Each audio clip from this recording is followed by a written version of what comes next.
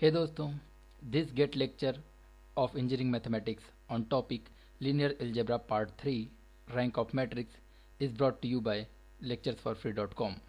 हे दोस्तों, अगर आपने लीनियर अलजेब्रा के पार्ट 1 और पार्ट 2 नहीं देखे हैं तो मैं आपको रिकमेंड करूंगा कि आप वो पार्ट भी देख लें पहले, ताकि आपको ये लेक्चर ज़्यादा अच्छे से समझ में आए।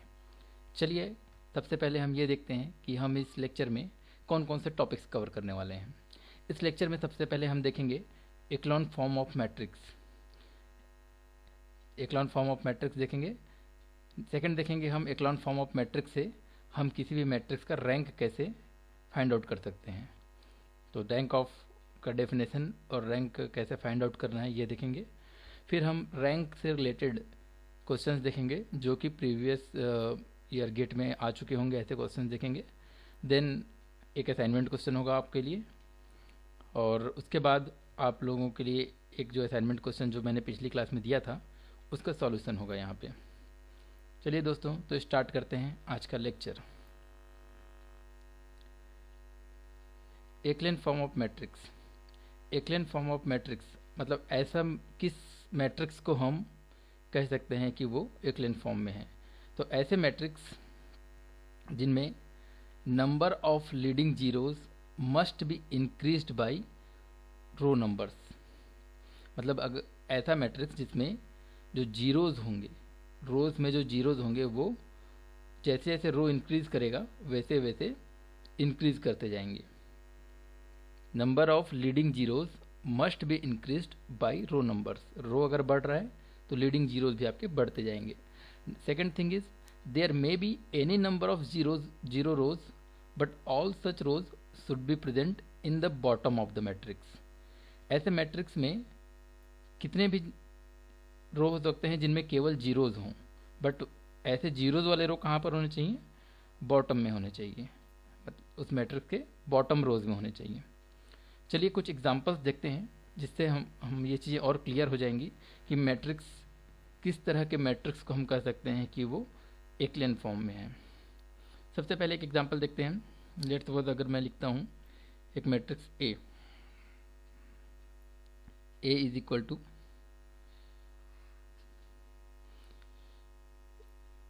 ए B C D 0 E F G 0 0 H आई।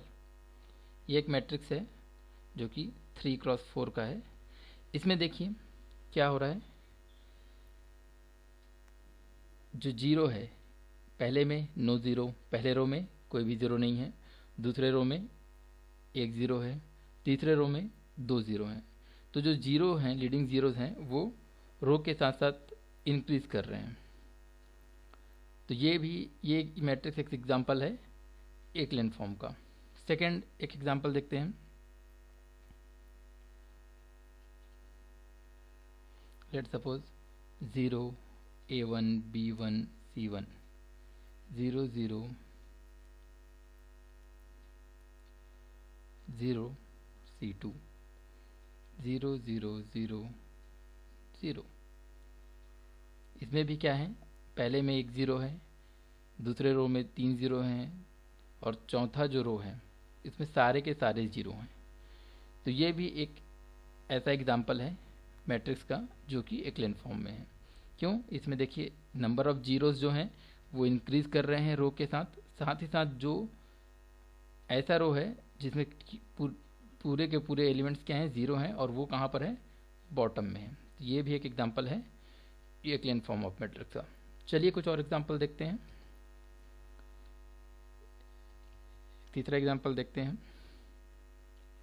एक मैट्रिक्स ले लेता हूँ सी ए बी सी 0 0 0 0 0 0।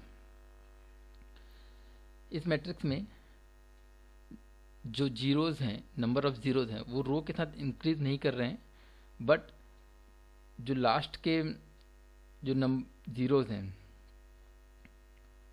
मतलब ऐसे रो जिसमें टोटल जीरोज हैं वो किस में है? बॉटम में है।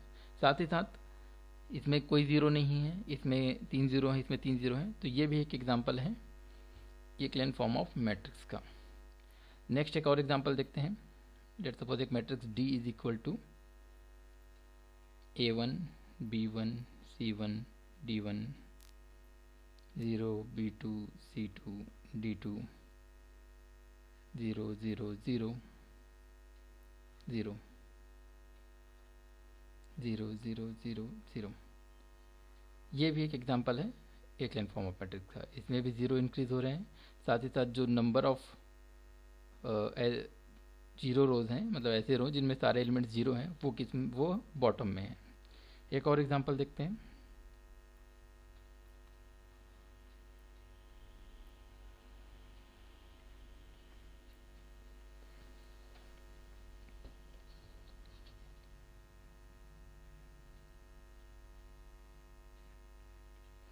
इसमें भी देख सकते हैं कि नंबर ऑफ जीरो इंक्रीज हो रहे हैं। ये भी एक एग्जांपल है एक्लेन फॉर्म का। एक और देखा जाए A1 B1 C1 D1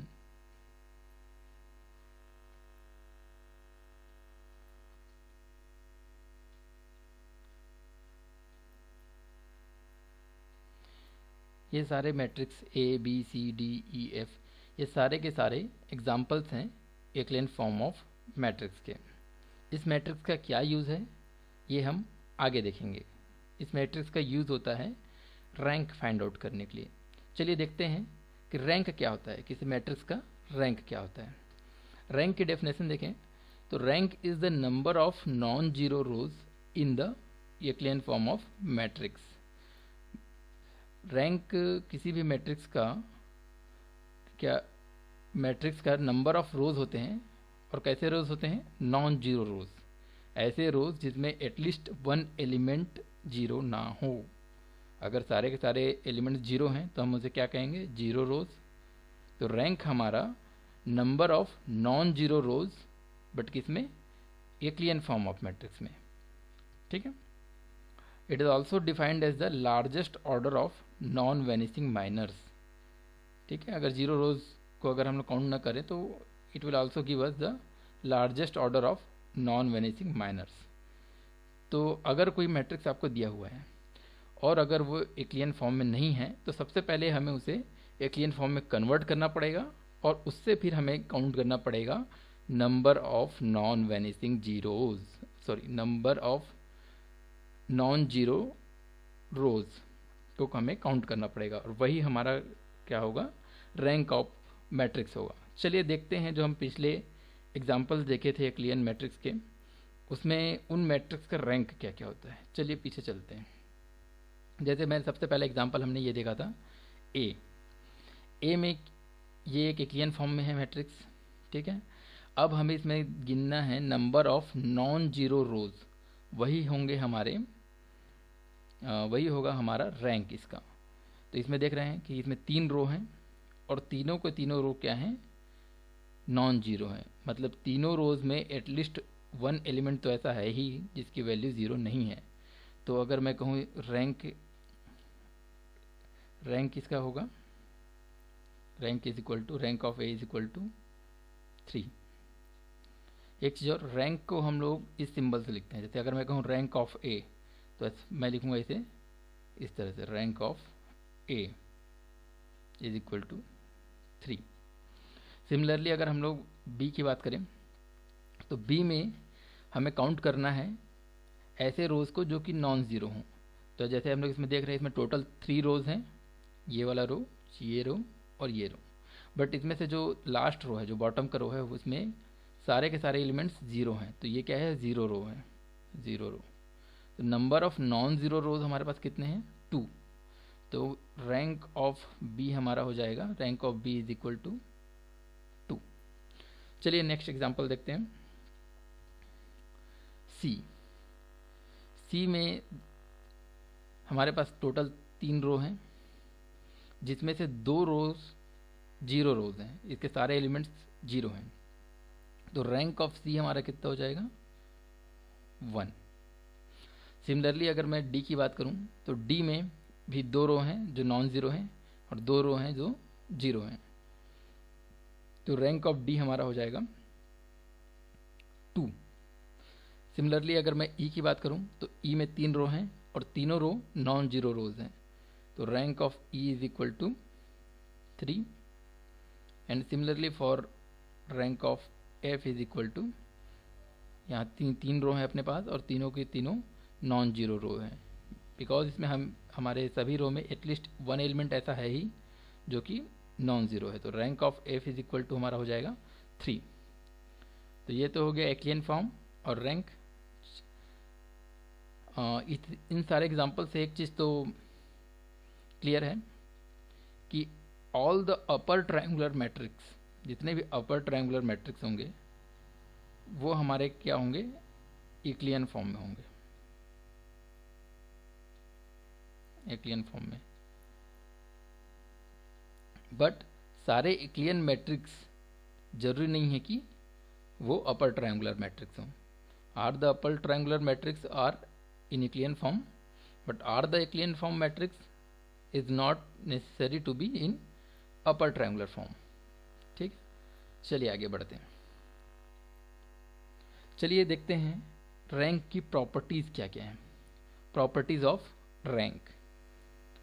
सबसे पहली प्रॉपर्टी, अगर हमारे पास कोई मैट्रिक्स ए है, इसका ऑर्डर है m क्रॉस n, मीन्स इसमें m रो हैं और n कॉलम हैं, तो इसका जो रैंक होगा, जो रैंक ऑफ ए होगा, it will be less than और equal to minimum of m और n।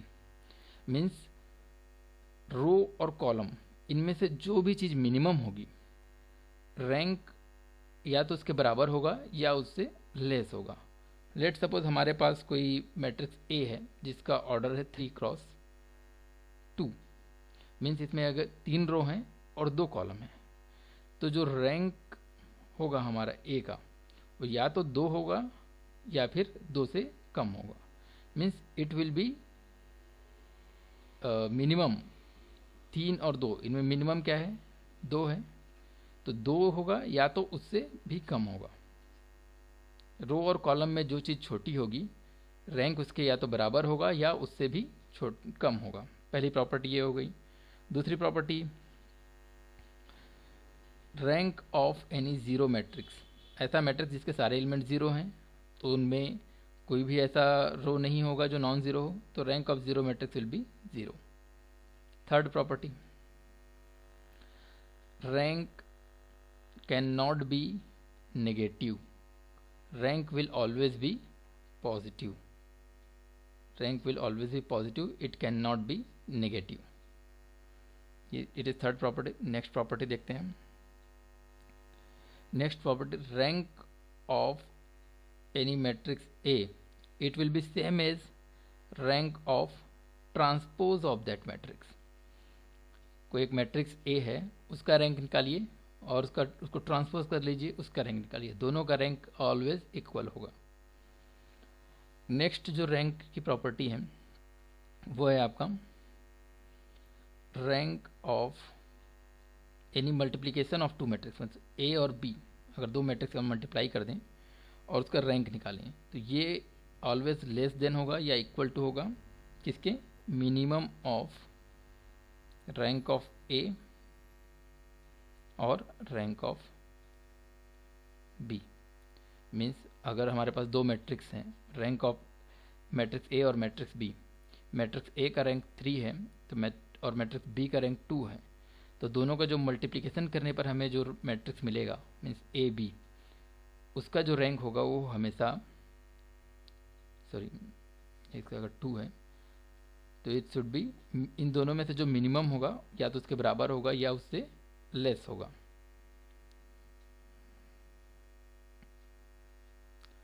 Next property of rank, this property is important, it is used to solve many questions. अगर हमारे पास कोई एक स्क्वायर मैट्रिक्स है, स्क्वायर मैट्रिक्स है ए, स्क्वायर मैट्रिक्स है जिसमें नंबर ऑफ रो और नंबर ऑफ कॉलम इक्वल होंगे। लेट सपोज मैं उसे कर रहा हूँ n क्रॉस n का, n क्रॉस n का कोई मैट्रिक्स है जिसे मैं बोल रहा हूँ A, तो अगर ये नॉन सिंगुलर है, नॉन सिंगुलर है, नॉन सिंगुलर मीन्स अगर इसका डिटर्मिनेंट्स 0 नहीं है तो इसका रैंक हमेशा बराबर होगा n के, where n is the order of the matrix.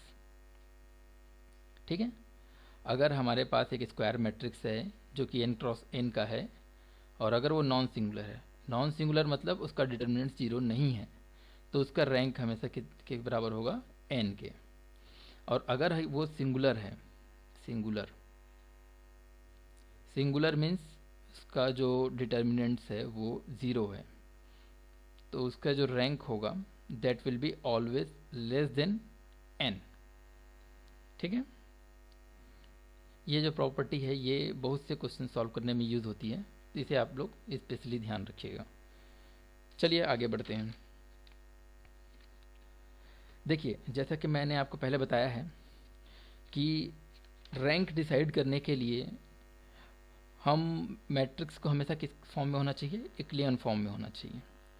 But अगर आपको क्वेश्चन दिया हुआ है एक मैट्रिक्स जिसमें जो इक्लियन फॉर्म में नहीं है, तो हम उसमें कुछ ऑपरेशंस करके उसे इक्लियन फॉर्म में लाते हैं। तो इक्लियन फॉर्म में लाने के लिए हम जो ऑपरेशन करते हैं उसे एलिमेंट्री ऑपरेशंस कहते हैं। Elementary operations don't change the rank of matrix. तो चलिए देखते हैं वो एलिमेंट्री ऑपरेशन कौन कौन से होते हैं जिसे करने से उसका रैंक चेंज नहीं होता, बट हम उस ऑपरेशंस को अप्लाई करके हम उसे इक्लियन फॉर्म में चेंज कर सकते हैं। पहला ऑपरेशन है रो को इंटरचेंज करने का, means row of i can be interchange with the row of j। किसी भी दो रो को हम इंटरचेंज कर सकते हैं। ठीक है, दूसरा जो एलिमेंट्री ऑपरेशन है वो है किसी भी रो में हम किसी कांस्टेंट का मल्टीप्लाई कर सकते हैं। और तीसरा जो है किसी भी रो में हम किसी भी दूसरे रो को कुछ मल्टीप्लाई करके उसमें ऐड कर सकते हैं या सब्ट्रैक्ट कर सकते हैं। लेट सपोज कोई रो है Ri, उस रो में हम लोग ऐड कर रहे हैं एक दूसरे रो को विथ कांस्टेंट मल्टीप्लिकेशन, कोई भी कांस्टेंट को मल्टीप्लाई करके इस रो के साथ ऐड कर रहे हैं। ठीक है, तो ये बेसिकली 3 एलिमेंट्री ऑपरेशंस हैं जिसको हम परफॉर्म करते हैं to convert any matrix into the इक्लियन form of that matrix. ठीक है, पहला जो ऑपरेशन है कि हम किसी दो रो को इंटरचेंज कर दें। दूसरा ऑपरेशन है कि किसी रो में किसी कांस्टेंट का मल्टीप्लाई कर दें। तीसरा ऑपरेशन है कि किसी एक रो में किसी दूसरे रो को ऐड कर दें विथ कांस्टेंट मल्टीप्लिकेशन या फिर सब्ट्रैक्ट कर दें। ठीक है, अगर ये क्लियर नहीं हो रहा है तो आगे एग्जांपल्स देखते हैं, उस एग्जांपल से ये चीज़ें और भी क्लियर हो जाएंगी। चलिए, हाँ, एक टर्म यहाँ और है एलिमेंट्री मैट्रिक्स। एलिमेंट्री मैट्रिक्स हमें किसे कहते हैं? ऐसा मैट्रिक्स जो ऑब्टेंड हो हमें यूनिट मैट्रिक्स से by single elementary transformation. These are the elementary transformation. अगर हम यूनिट मैट्रिक्स में एक बार सिंगल एलिमेंट्री ट्रांसफॉर्मेशन करें तो जो हमें मैट्रिक्स मिलेगा उसे हम लोग कहेंगे एलिमेंट्री मैट्रिक्स। चलिए आगे बढ़ते हैं, क्वेश्चंस देखते हैं गेट के। ये क्वेश्चन है जो गेट में आ चुका है। इसमें हमें क्या करना है, इस मैट्रिक्स का रैंक निकालना है। तो जैसा कि हम लोग इस क्वेश्चन में देख पा रहे हैं, ये जो क्वेश्चन है ये इक्लियन फॉर्म में तो है नहीं, तो हमें क्या करना पड़ेगा, एलिमेंट्री ऑपरेशन का यूज़ करके इसे इक्लियन फॉर्म में कन्वर्ट करना पड़ेगा। तो इसमें मैं 2 एलिमेंट्री ऑपरेशंस एक साथ लगा रहा हूँ। देखिए, इसमें जो पहला जो रो है, सॉरी जो दूसरा रो है, उसमें मैं सब्ट्रैक्ट कर रहा हूँ दूसरा रो में पहले रो को। ठीक है, और जो तीसरा रो है उस पर भी मैं सब्ट्रैक्ट कर रहा हूँ पहले रो को। 2 ऑपरेशन एक साथ लगा रहा हूँ, दूसरे रो और तीसरे रो को मैं सब्ट्रैक्ट कर रहा हूँ पहले रो से। तो हमारे पास क्या आ जाएगा, पहला रो तो एज इट इज़ रहेगा 1 1 एंड 1। जो सेकेंड रो है, सेकेंड रो में हमारे पास हो जाएगा, इसको सब्ट्रैक्ट करेंगे तो 0 -2 एंड -1 -1। ठीक, थर्ड रो को सब्ट्रैक्ट करेंगे तो हमें मिलेगा 0 0 0। तो अब देख सकते हैं, अगर मैं ये दो एलिमेंट्री ऑपरेशन इसमें लगा चुका हूँ, तो अब जो हमारे पास जो मैट्रिक्स आया है, ये मैट्रिक्स कैसा है, यहाँ पे कोई ज़ीरो नहीं है, यहाँ पे 1 0 है, यहाँ पे 3 0 है। तो ये मैट्रिक्स को देख के आप समझ सकते हैं कि ये मैट्रिक्स अब यूक्लिडियन फॉर्म में आ चुका है, यूक्लिडियन फॉर्म में आ चुका है। तो अब हम इसमें काउंट कर लेते हैं number of non zero rows, first row and this is second row. Number of non zero rows इसमें कितने हैं, 2 हैं, तो इसका रैंक हमारा हो जाएगा 2। तो देख लीजिए ऑप्शन सी में आपको आंसर मिल जाएगा, तो इसका राइट आंसर होगा ऑप्शन सी। चलिए ये क्वेश्चन देखते हैं, ये क्वेश्चन भी गेट में आ चुका है। If alpha beta gamma are in arithmetic progression with common difference d and the rank of matrix A is 2, then we have to find out the value of k and d। देखिए alpha beta और gamma arithmetic progression में दिया हुआ है। इसका means ये है, arithmetic progression means like 2 4 6 8, these are in arithmetic progression, क्योंकि इनमें एक कॉमन डिफरेंस है 2 का। 2 है, 2 + 2 करेंगे तो 4 आएगा, 4 + 2 करेंगे तो 6 आएगा, 6 + 2 करेंगे तो 8 आएगा। इन सब में कॉमन डिफरेंस कितना है, 2। Similarly alpha beta and gamma, ये क्या है, अर्थमेटिक प्रोग्रेशन में है, और इनमें डिफरेंस कितना है, कॉमन डिफरेंस d है। तो अगर मैं कहूँ पहला टर्म अल्फ़ा है, तो दूसरा टर्म जो बीटा होगा, बीटा क्या होगा, beta will be the alpha plus common difference d। तीसरा टर्म जो है गामा, गामा क्या हमारा होगा, beta plus common difference d, और बीटा क्या है, बीटा है हमारा अल्फ़ा प्लस d, तो मैं गामा को लिख सकता हूँ अल्फ़ा प्लस 2d। ठीक है। अब एक क्वेश्चन में कर रहा है the rank of matrix is 2।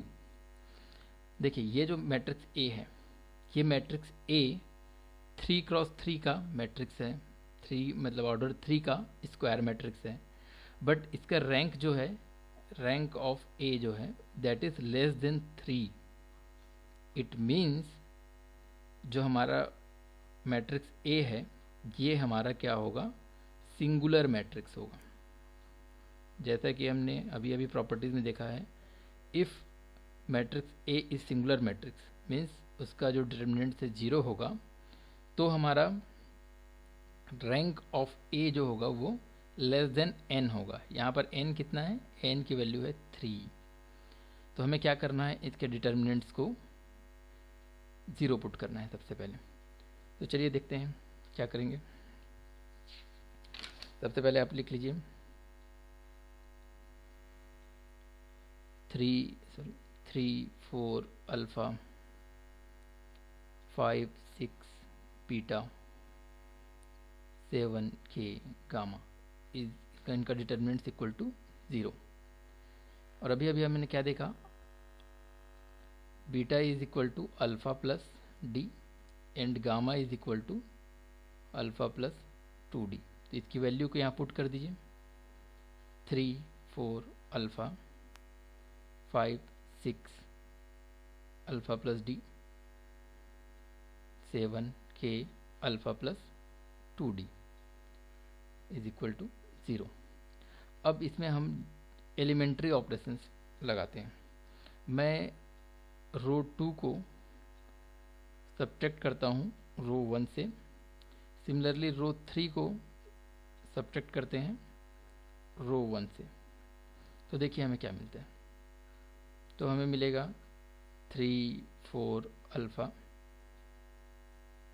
5 - 3 2 6 - 4 2 and alpha plus d minus alpha d, then 7 - 3 7 - 3 is 4,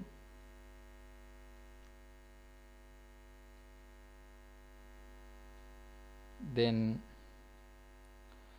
अच्छा इससे अच्छा हम एक काम कर सकते हैं, R3 में हम R1 का माइनस करने के बजाय R3 में हम माइनस कर सकते हैं R2 का, R3 माइनस R2, मतलब रो 3 को मैं माइनस कर रहा हूँ रो 2 से। तब देखिए क्या आता है, 7 - 5 इज इक्वल टू आएगा हमारा 2, k minus 6 and alpha plus 2d minus alpha plus d, तो यहाँ पर हमारा आ जाएगा ओनली d, और ये इक्वल टू हो जाएगा 0। नेक्स्ट इसमें मैं दोबारा से एलिमेंट्री ऑपरेशन लगा सकता हूँ, और अब मैं जो एलिमेंट्री ऑपरेशन लगाने वाला हूँ वो है R3 माइनस, R3 में एलिमेंट्री ऑपरेशन लगा रहा हूँ R3 माइनस R2 फिर से। तो अब हमारा ये क्या हो जाएगा, अब हमारा ये हो जाएगा 3 4 अल्फ़ा 2 2 d, इसको इससे माइनस करेंगे तो 0, k minus 6 minus 2 means k minus 8, और d minus d is also 0। तो ये आपका एक इस तरह से आ गया। अब चूंकि ये डिटर्मिनेंट है तो डिटर्मिनेंट्स निकालना हम लोग पिछले लेक्चर्स में सीख चुके हैं। डिटर्मिनेंट्स निकाल हम क्या कर सकते हैं, किसी भी रो या फिर किसी भी कॉलम के क्रॉस हम डिटर्मिनेंट्स निकाल सकते हैं। तो हम जनरली ऐसा रो सेलेक्ट करते हैं जिसमें कुछ जीरोज़ हों, तो हम इस केस में लास्ट रो को सिलेक्ट करेंगे। तो लास्ट रो को सेलेक्ट करेंगे तो ये एलिमेंट 0 है तो इसका कोफैक्टर 0 हो जाएगा, इसका कोफैक्टर 0 हो जाएगा। तो फाइनली हमारे पास आएगा k माइनस 8, और चूँकि ये जो टर्म है ये है हमारा a, इसे मैं कहूँ तो a 3 2, तो minus 1 to the power 3 plus 2, और इसको अगर माइनर इसका कोफैक्टर देखें तो यहाँ पर आ जाएगा 3 अल्फ़ा 2 और d इज इक्वल टू 0। तो minus k minus 8 and 3d minus 2 alpha, 3d minus 2 alpha is equal to 0। तो हमें फाइंड आउट करनी है value of k and value of d। हमें k और d की वैल्यू फाइंड आउट करनी है, जिसके लिए हमारी ये कंडीशन सेटिस्फाई हो कि ये जो वैल्यू है, ये जो डिटर्मिनेंट्स है, इसकी वैल्यू 0 हो। तो इसमें पहला केस, अगर ये दोनों का मल्टीप्लिकेशन अगर 0 है तो फर्स्ट केस ये कंसिडर कर सकते हैं कि या तो ये 0 हो, दूसरा केस ये कंसिडर कर सकते हैं कि ये 0 हो। तो अगर मैं पहला केस कंसिडर करता हूँ where k minus 8 equal to 0, तो हमें k की वैल्यू मिल जाएगी k इक्वल टू 8। बट अगर k इक्वल टू 8 होगा तब हमारे d की वैल्यू क्या होगी, जब हमारा k की वैल्यू 8 होगा तो ये इन दोनों का मल्टीप्लिकेशन हमेशा 0 ही होगा, क्योंकि ये 0 होगा तो हमेशा इन दोनों का मल्टीप्लिकेशन 0 होगा, चाहे d की वैल्यू कुछ भी हो। तो k equal to 8 and d equal to any value. Second case अगर हम लोग देखें, when 3d minus 2 alpha is equal to 0, इस केस में अगर हम लोग d की वैल्यू निकालें तो d इक्वल टू हमारा आ जाएगा 2 अल्फ़ा डिवाइड बाई 3। अगर हमारा d की वैल्यू 2 अल्फ़ा डिवाइड बाई 3 होगी तो हमारे ये वाला टर्म जो है ये 0 हो जाएगा, और जब ये वाला टर्म 0 हो गया तो k की वैल्यू कुछ भी हो, हमें इन दोनों का मल्टीप्लिकेशन हमेशा 0 मिलेगा। तो d की value if 2 alpha by 3, then k की वैल्यू क्या होगी, k will be k we can have any value. ठीक है, तो ये इसका आंसर होगा, either k equal to 8 and d will have any value, और d equal to 2 alpha by 3 and k can have any value. ठीक है, चलिए आगे बढ़ते हैं। ये एक असाइनमेंट क्वेश्चन है आप लोगों के लिए, आप ट्राई कीजिएगा इस क्वेश्चन को बनाने का, ये भी गेट में आए हुए क्वेश्चंस हैं। ठीक है, चलिए आगे बढ़ते हैं। ये क्वेश्चन वो है जो मैंने लास्ट लेक्चर में अपने दिया था। अगर आपने ये क्वेश्चन को बना लिया है तो अच्छी बात है, पर मैं आपसे फिर भी कहना चाहूँगा, अगर आपने इसे बना लिया है तो भी ये क्वेश्चंस को ज़रूर देखें, क्योंकि हो सकता है मेरे बनाने का तरीका कुछ और हो, आपके सॉल्व करने का तरीका कुछ और हो। तो चलिए इसको देखते हैं। इसमें लिखा हुआ है, for which value of x the matrix given below will become singular. Singular matrix हम कैसे कहते हैं, ऐसा मैट्रिक्स जिसके डिटर्मिनेंट्स की वैल्यू 0 हो, तो हमारा सिंगुलर मैट्रिक्स कहलाता है। तो ये मैट्रिक्स दिया हुआ है, इसके डिटर्मिनेंट की वैल्यू को 0 कर दीजिए। 8 x 0 4 0 2 12 6 0, इसको मैं इक्वल टू कर दिया 0। और हमें डिटर्मिनेंट्स निकालना तो आता ही है, जैसा कि हम लोग पिछले लेक्चर्स में सीख चुके हैं। तो किसी भी रो के क्रॉस हम उनके कोफैक्टर्स निकालते जाते हैं। 8 0 माइनस 12, तो माइनस 12 आ जाएगा, माइनस x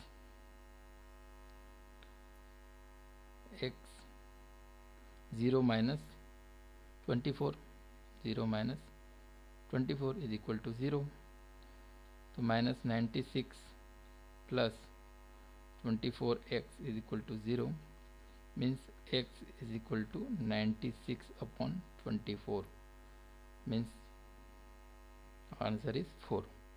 और आपके ऑप्शन नंबर 1 में आपका 4 आंसर ऑप्शन दिया हुआ है, तो आपका सही आंसर होगा ऑप्शन ए। ठीक है, thank you guys for watching. अगर आपको ये मेरा लेक्चर पसंद आया तो लाइक करें और मेरा ये चैनल ज़रूर सब्सक्राइब कर लें। और अगर आपने असाइनमेंट क्वेश्चन को सही बना लेते हैं तो आप मुझे उसे कमेंट बॉक्स में लिख के उसके आंसर बताइए कि कौन सा ऑप्शन सही है, ए बी सी या डी। आप नीचे डिस्क्रिप्शन में जाकर मेरी नोट्स डाउनलोड कर सकते हैं और मेरी वेबसाइट पर जाकर भी आप मेरे अदर वीडियोस देख सकते हैं, मेरे नोट्स डाउनलोड कर सकते हैं। वहाँ पर आप मुझसे क्वेश्चन पूछ सकते हैं। Thank you guys.